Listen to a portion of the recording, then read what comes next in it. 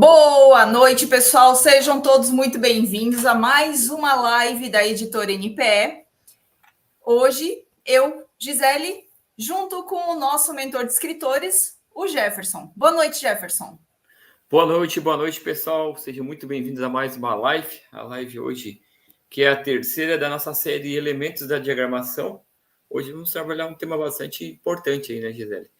Eu me chamo Jefferson, sou o Jeff Samagaia, mais conhecido como Jeff Samagaia, sou mentor de livros, sou sócio com a Gisele na Editora NPE, e nós temos como propósito ativar pessoas a se tornarem escritoras das suas próprias histórias. E junto com tudo isso, além de fazer as pessoas se tornarem escritoras das suas próprias histórias, nós estamos aí agora trazendo cursos para que você, que tem interesse de aprender um pouco mais sobre diagramação, fazer parte aí, quem sabe, da nossa equipe como um parceiro de negócio da Editora NPE, né, Gisele?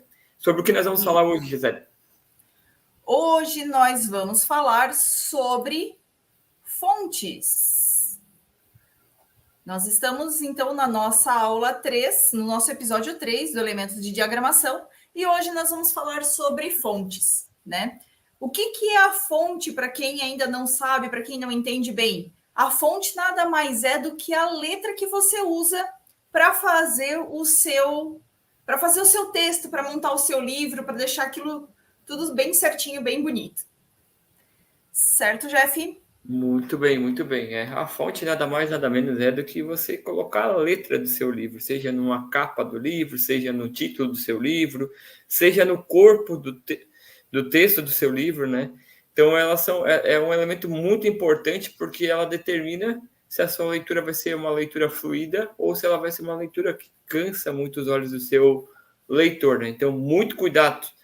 Tão importante quanto os outros elementos que nós falamos nas lives anteriores, nas duas lives anteriores, é a fonte. A fonte determina aí o sucesso da leitura do seu livro, né? Né, Gisele? Isto mesmo. A gente está transmitindo hoje com um recadinho lá no Instagram. Eu só quero conseguir passar para o pessoal do Instagram também o link da live. Então, Jeff, vamos lá. Como é que a gente vai fazer para que a gente consiga falar, então, sobre as fontes? O que a gente vai falar primeiro? A gente vai falar primeiro hoje sobre o tamanho da fonte. Jefferson, como é que funciona quando a gente está pensando na diagramação, até quando a gente está fazendo a digitação desse nosso texto, como é que a gente coloca o tamanho, como é que a gente faz para pensar o tamanho dessa fonte? É muito importante, né, que a gente também tenha o cuidado de fazer a fonte estar no tamanho ideal, né? Quando a gente fala de corpo do texto, que é nada mais, nada menos que o texto onde tem os parágrafos, onde você conta a história do seu livro, que a fonte ela não seja nem tão grande e nem muito pequena, né? Nós falamos aqui nas lives anteriores sobre a questão de espaçamento de linhas, mas a questão do tamanho da fonte ela é muito importante, né? Então, quando você vai trabalhar com um livro como de escritor independente, livro adulto, onde você vai contar a história de superação ou vai contar um texto corrido como esse aqui, ó. Deixa eu botar aqui para vocês verem. Assim, é importante que a fonte não seja muito grande, né? Claro que aqui também é muito importante citar a questão da acessibilidade, né? Então, se você vai trabalhar aí com um público com uma dificuldade um pouco acentuada de visão, talvez você trabalhe com a fonte um pouco maior, tamanho 12, tamanho 13. Agora, se você vai trabalhar com um público que não tem que você não precisa se preocupar com a questão da acessibilidade, você pode trabalhar ali com, no máximo, um tamanho de fonte 11. Isso para livros adultos, infantos e juvenis, né? Agora, quando se fala de livros infantis, daí o jogo muda. Quanto maior a fonte você for para os livros infantis, melhor. Então, você vai trabalhar ali com um tamanho de 14, 16, o tamanho da fonte. Claro, depende do tamanho do seu livro, né? Daqui a pouquinho a gente vai mostrar mais para o final dessa live os livros, que tem os tamanhos dos livros que a gente já falou aqui na primeira live dessa série de lives, né? que o tamanho da fonte ele precisa estar adequado ao tamanho do livro também. Não adianta você colocar uma fonte grande e, de repente, só tem uma sopa de letras no livro e não tem o respiro das margens, essas coisas assim. Então, para livros infantos juvenis, a categoria geral, adultos, o recomendado é você trabalhar ali numa fonte, no máximo, tamanho 11, no mínimo 10,5, 10, dependendo da situação, tá bom? 10 pontos. Se você vai trabalhar com público onde você precisa ter o cuidado com a acessibilidade, aí você tem que trabalhar com um tamanho de fonte um pouquinho maior, ali 12, 13, para que essas pessoas possam ter acesso à leitura também. Né? Se tiver pessoas com baixa visão ou com uma certa dificuldade de leitura, né? Daí a acessibilidade para a leitura cega a gente trabalha com braille, no caso, né? E no caso dos livros infantis, aí a gente trabalha com umas fontes maiores, tamanho 14, 16, e um detalhe muito importante, você vai trabalhar com com a fonte em caixa alta. E por que você trabalha com fonte em caixa alta? Quer responder essa, Gisele? Então, quando a gente vai trabalhar com livros infantis, a gente ia deixar esse brinde para o final, mas aí agora, já que o Jeff já puxou falando do tamanho da fonte, então, a gente tem aqui um exemplo de um livro infantil. Deixa eu melhorar a minha tela aqui para eu conseguir enxergar melhor. Então, no livro infantil, quando a gente trabalha no livro infantil, tudo depende de quem é o público. Se a gente pensar no lado do professor que está fazendo a contação daquela história na sala de aula, ou até mesmo o próprio contador de histórias, quando a gente tem o livro infantil com a letra em caixa alta, com um espaço, uma letra maior, é mais fácil para que ele possa ler o livro e mostrar para as crianças. E quando a criança está aprendendo a ler, geralmente uma das primeiras leituras que ela faz, quando ela está sendo nessa fase de alfabetização, ela aprende as letras em caixa alta. Então é mais fácil para ela conseguir identificar também as palavras nesse processo de alfabetização. Então, a gente gosta muito, né? A gente já conversou com vários escritores de livros infantis, todos eles falam a mesma coisa. O ideal para a criança é que ele esteja escrito em caixa alta, para que ele possa ter essa facilidade da identificação das letras junto do livro e, às vezes, fazendo essa leitura também junto com o professor. E por isso que é importante essa letra ser num tamanho grande, para que ela possa também acompanhar quando o professor está fazendo a leitura dessas palavras, ele pode ir levando com o dedo, né? Explicando para a turma, levando com o dedo, e a turma pode acompanhar também a leitura dessas palavras, né? Aí a gente entra numa seguinte situação, né, Jefferson, que a gente vê que é um dos maiores erros que a gente enxerga, que a gente observa quando a gente está falando sobre fonte, sobre a tipografia, que é o quê? A escolha do tipo de fonte para títulos e para o corpo do texto, né? A gente pode usar a mesma fonte para o arquivo inteiro, Jeff? Não, de modo algum, né? Nós vamos trabalhar daí com os tipos de fonte, que é a fonte sem serifa e a fonte com serifa. O que é a fonte sem serifa e a fonte com serifa? Né? A sem serifa, normalmente, ela é mais geométrica, mais arredondada, são conhecidas como fontes limpas. O que é aquela fonte sem serifa? É aquela fonte onde o A maiúsculo é o A maiúsculo, como você aprendeu na escola. Não tem detalhezinhos de riscos em cima, embaixo, não tem detalhes que, digamos assim, poluem a leitura de um texto, por exemplo, assim, né? Então ela fica com um texto mais limpo. As fontes sem serifas, você vai trabalhar no corpo do texto. Se você quiser trabalhar, quer ter um trabalho mais profissional, quer ter um trabalho um pouquinho minucioso, com detalhes na fonte, aí você vai trabalhar com as fontes com serifa, que são marcações acentuadas em suas terminações. Sei lá, às vezes tem o A, ao invés de ele terminar com um triângulo, um risquinho no lado, ele vai ter tipo um A, aqui em cima ele vai fazer um detalhezinho para o esquerdo, desce, faz uma voltinha na perninha embaixo, faz um risquinho embaixo, enfim. O A, ele não trabalha como, tipo, no minúsculo, ele não trabalha com uma voltinha e a barriguinha. Ele trabalha com um pontinho, começa com a voltinha, termina com um rabinho, digamos assim, no coisa, e a barriguinha um pouquinho mais trabalhado. Claro que quando você olha uma fonte, uma letra em específico, compara uma com a outra, não tem tanta diferença. Agora, tu imagina quando você tiver um texto com parágrafo grande, né?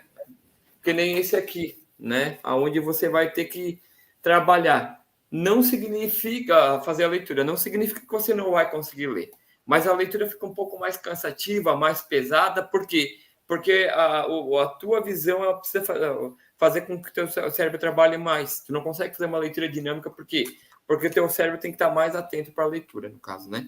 Então, as fontes com serifa é altamente recomendado que você utilize mais na parte de títulos, na capa, em locais onde tem poucos textos, digamos assim, né? O título normalmente tem poucas letras, digamos assim, e já o corpo do texto você utiliza a sem serifa, né? Aí, se você quiser, eu já posso citar exemplos desses tipos de fontes, se você quiser. A gente vai falar disso daqui a pouquinho. Uma outra coisa que a gente vê bastante, os escritores gostarem muito de usar também são as fontes artísticas, né? Não só a questão da serifa, mas às vezes uma fonte manuscrita, uma fonte artística. E existe uma coisa que o pessoal fala bastante, que é você usar aquela letra, a primeira letra do capítulo maior. Como é que a gente chama esse usar a primeira letra do capítulo num tamanho maior? Ela é chamada de letra capitular, né? Então você vai usar ela com tamanho maior, às vezes com tamanho de 1,5 cm, 2 centímetros. Ela geralmente ocupa de 2 a 3 linhas do teu capítulo, no início do teu capítulo lá. Para quê? Para dar um destaque no início daquele parágrafo. Claro, muito cuidado quando você vai utilizar esse tipo de letra capitular. É altamente recomendado que você só utilize no início de cada capítulo, né? Não que você coloque no início de cada parágrafo, no meio do texto, ele aparece de vez em quando, não. É altamente recomendado que você utilize no início de cada capítulo essa letra capitular, tá? Então... E a gente pode usar, daí essa letra capitular, ela pode ser uma letra artística ou ela tem que ser a mesma letra do corpo do texto? Ela pode ser utilizada uma letra artística. Daí você vai usar ali, talvez, uma fonte com uma Palatino Linotype, a Garamond, que daí ela trabalha uma fonte estilo Gothic, né, para deixar um pouquinho mais artístico, digamos assim. Ela já está ali para chamar a atenção, né? Já está ali para dar um destaque no teu texto. Então, use e abuse da criatividade para usar esse tipo de fonte, né? Mas muito cuidado também, porque nem toda fonte é possível ser utilizada, né, Gisele? Isto mesmo. Nem toda fonte a gente pode ser usada. E é isso, exatamente isso que a gente vai falar agora, que é sobre a famosa licença de uso. Uma das coisas que as pessoas geralmente não sabem, que as pessoas não têm este conhecimento, não têm o conhecimento, é o quê? É de que as pessoas, de que a gente tem uma coisa chamada licença de uso, que é o direito autoral sobre as fontes, né? Para falar sobre isso, essa eu não vou puxar para o Jefferson, essa eu vou puxar para mim para eu falar. Então, para pegar, como é que eu vou saber se a fonte que eu escolhi para fazer o meu texto, se ela tem licença de uso ou ela não tem licença de uso? Então, eu vou mostrar para vocês agora 2 caminhos que você pode usar, tá? Que é a gente conseguir usar ou o Google Fonts, tá? Aqui no caso a gente tem a exibição da Playfair, que é uma fonte que tem dentro do Google Fonts. Quando a gente clica aqui, a gente tem a amostra, onde aparece como é a licença, como é a fonte, como é que ela fica quando ela está escrita e tudo mais. A gente pode vir aqui nessa parte do sobre e licença. Quando a gente clica aqui em sobre e licença, a gente vê aqui, ó, você pode usá-lo em seus produtos e projetos impressos ou digitais comerciais ou outros. Isso quer dizer o quê? Que, por exemplo, essa fonte chamada Playfair, ela pode ser usada para em livros que vão ser vendidos e comercializados depois. Outro lugar onde a gente pode procurar as fontes, e depois eu coloco esses 2 links, tanto o link do Google Fonts quanto o líquido desse Fontes OFL aqui, que é o que eu vou mostrar para vocês, é um site onde mostra, onde você consegue encontrar fontes que foram lançadas com licença aberta, tá? São sites onde você consegue buscar fontes diferenciadas que elas são de uso aberto, elas são de licença gratuita, que você pode usar ela de forma comercial sem ferir o direito autoral do criador dessa fonte, né? Então aqui a gente consegue encontrar vários sites onde a gente consegue encontrar várias fontes. Então, assim, ficar preso e ficar amarrado não tem essa necessidade, tá? Então temos aqui o Google Fontes. Originalmente ele está em inglês, tá? Quando a gente clica aqui em cima, a gente consegue traduzir ele para o português, então fica bem tranquilo de poder usar o site.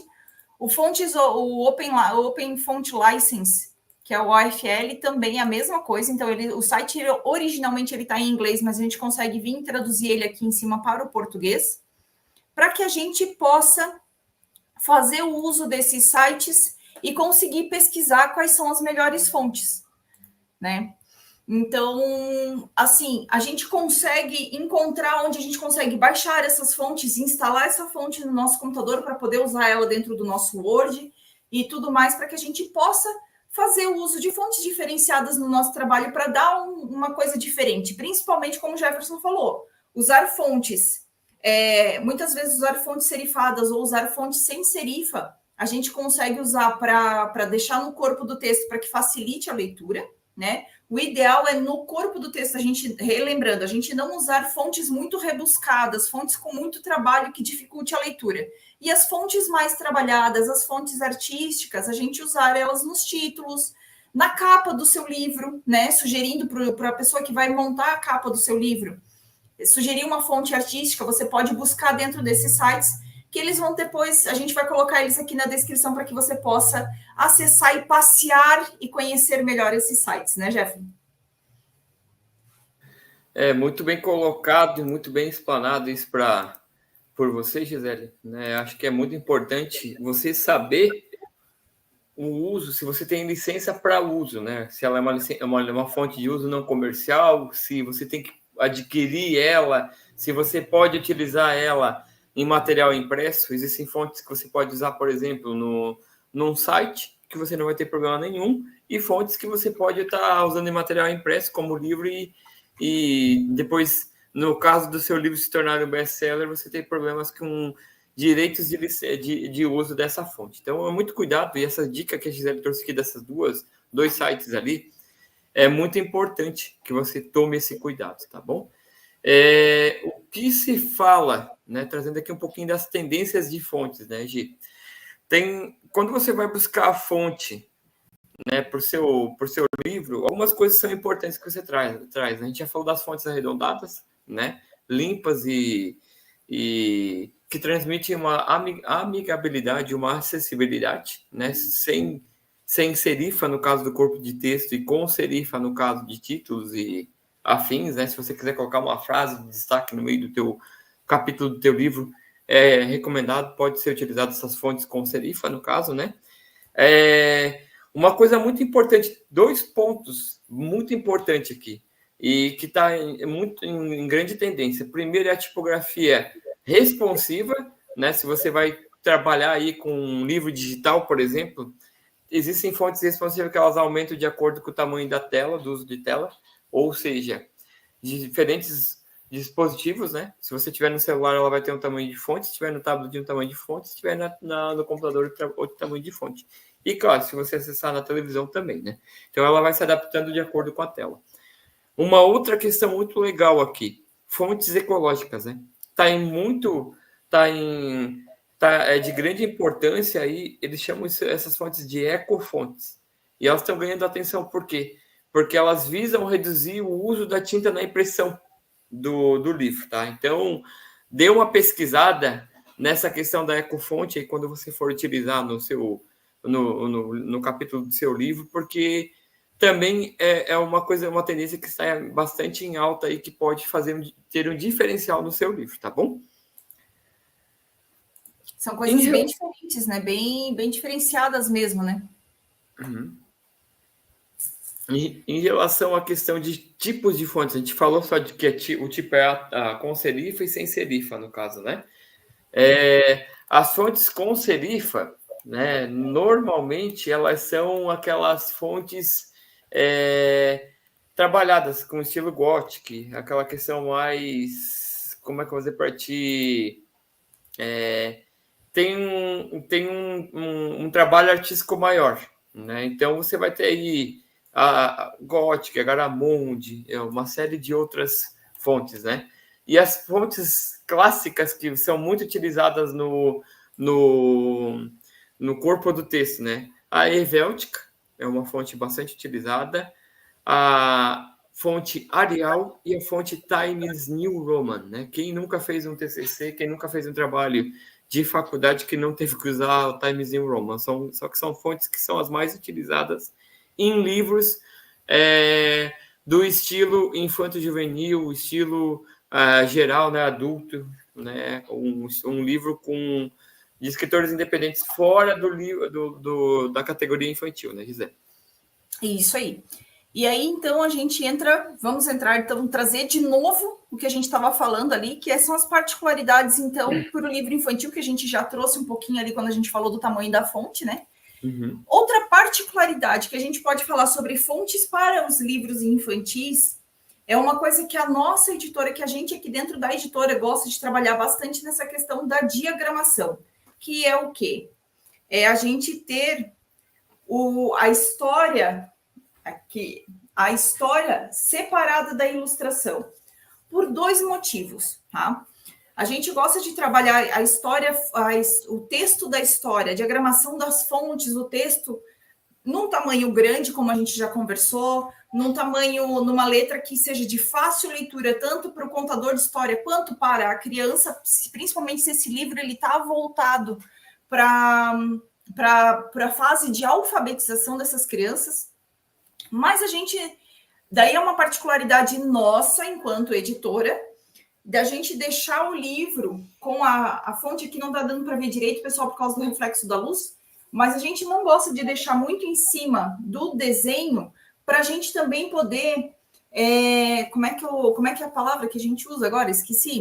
Para não tirar o trabalho artístico, né? Não deixar para valorizar. Lembrei, valorizar é a palavra. Para valorizar o trabalho do ilustrador, né? Para que a ilustração cumpra o seu papel. Algumas vezes o professor vai ler, o contador de história, ele vai ler a história com o livro dobrado e a criança já vai poder ir imaginando dentro da cabecinha dela a história acontecendo dentro daquela imagem que ela está vendo.